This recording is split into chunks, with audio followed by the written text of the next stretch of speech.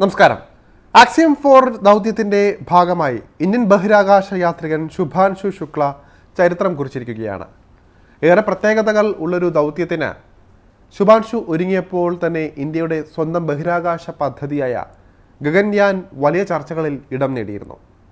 ഇസ്രോയുടെ നേതൃത്വത്തിൽ അതിൻ്റെ പ്രവർത്തനങ്ങളെല്ലാം തന്നെ കാര്യക്ഷമമായി തന്നെ മുന്നോട്ട് പോയിക്കൊണ്ടിരിക്കുകയാണ്. എങ്കിലും ഇന്ത്യയുടേതടക്കം ലോകത്തിലെ ചുരുക്കം ചില രാജ്യങ്ങൾ കൈവരിച്ച ബഹിരാകാശ ഗവേഷണ രംഗത്തെ നേട്ടങ്ങൾക്കെല്ലാം കാരണം മാനുഷിക പ്രയത്നം തന്നെയാണ് എന്ന കാര്യത്തിൽ യാതൊരു സംശയവും വേണ്ട. കോടിക്കണക്കിന് വരുന്ന കോഡുകൾ ചെയ്തെടുത്തും ഫോർമുലകൾ ഉണ്ടാക്കിയും തന്നെയാണ് ഇന്ന് കാണുന്ന വളർച്ചയിലേക്ക് ശാസ്ത്രലോകം നമ്മെ എത്തിച്ചത്. അങ്ങനെ വരും വർഷങ്ങളിൽ ബഹിരാകാശ മേഖല കൂടുതൽ ശക്തമായി മുന്നോട്ട് കുതിക്കുമെന്ന് പ്രതീക്ഷിക്കുമ്പോൾ അതിൽ നിർണായക പങ്ക് വഹിക്കുക നിർമ്മിത ബുദ്ധി അഥവാ AI തന്നെയായിരിക്കുമെന്നാണ് വിലയിരുത്തപ്പെടുന്നത്. ഇപ്പോൾ തന്നെ പലവിധമായ ആവശ്യങ്ങൾക്കും നിർണായക കാര്യങ്ങൾക്കുമൊക്കെ ബഹിരാകാശ ഗവേഷണ മേഖലയിൽ AI ഉപയോഗിക്കുന്നുണ്ട്. വരും വർഷങ്ങളിൽ ഇതിൻ്റെ തോത് കൂടും എന്നാണ് പറയപ്പെടുന്നത്. അതിൻ്റെ ചില സൂചനകളും അടുത്തിടെ പ്രകടമായിരുന്നു. പലരും ഏറെക്കാലമായി ഉന്നയിക്കുന്ന ഒരു സംശയമാണ് AI വരുന്നതോടുകൂടി ബഹിരാകാശ യാത്രികരായി ഇനി മനുഷ്യരുടെ സേവനം ആവശ്യമുണ്ടാകില്ല എന്നും മുഴുവൻ റോബോട്ടുകൾ ഏറ്റെടുക്കുമോ എന്നുമൊക്കെയാണ്. ബഹിരാകാശ യാത്രയ്ക്ക് റോബോട്ടുകൾ സാധ്യമാണോ എന്ന ചോദ്യം ഇപ്പോൾ പരക്കെ ഉയരുമ്പോൾ അതിലെ പിന്നിലെ വസ്തുത എന്തൊക്കെയാണെന്ന് നോക്കാം.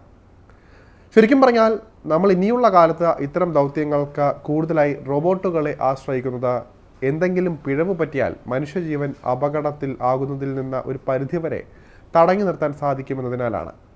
എങ്കിലും മനുഷ്യർക്ക് മാത്രം കഴിയുന്ന ചില കാര്യങ്ങളൊക്കെയുണ്ട്.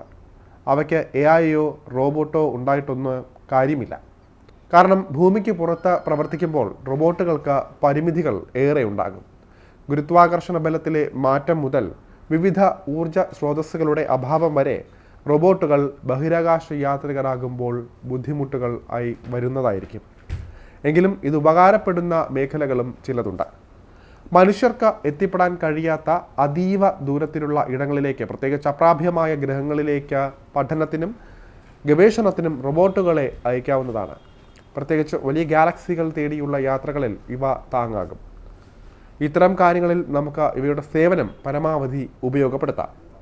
അത് ഭാവിയിലെ പഠനങ്ങൾക്കും ഗവേഷണങ്ങൾക്കും വലിയ രീതിയിൽ നേട്ടമാകും. 1972 ഡിസംബറിൽ ഏതാണ്ട് 5 പതിറ്റാണ്ട് മുൻപ് അവസാന അപ്പോളോ ദൗത്യം ചന്ദ്രനിൽ ലാൻഡ് ചെയ്ത ശേഷം മനുഷ്യർ ഭൂമിയുടെ ഭ്രമണപഥത്തിനപ്പുറം സഞ്ചരിച്ചിട്ടില്ല എന്ന പ്രത്യേകത കൂടിയുണ്ട്. എന്നാൽ അടുത്തു തന്നെ ആർടെമിസ് പ്രോഗ്രാമിലൂടെ മനുഷ്യരെ അവിടേക്ക് തിരികെ കൊണ്ടുവരാൻ നാസ ലക്ഷ്യമിടുമ്പോൾ അത് AIയുടെ കൂടി സഹായത്തോടെ തന്നെയാകും. രണ്ടിലേതെങ്കിലും ഒന്ന് മറ്റൊന്നിന് പകരമാവുകയല്ല, മറിച്ച് രണ്ടും ഒരുമിച്ച് ചേർന്ന് പ്രവർത്തിക്കുക എന്നത് തന്നെയായിരിക്കും ഉചിതം. പ്രത്യേകിച്ച് ഭാവിയിലെ ദീർഘദൂര ദൗത്യങ്ങളിൽ മനുഷ്യർക്ക് പകരമായി അതുപോലെ തന്നെ പ്രവർത്തിക്കാൻ ശേഷിയുള്ള ഹ്യൂമനോയിഡുകൾ കൂടുതലായി ഇടം നേടുമെന്ന് ഉറപ്പാണ്.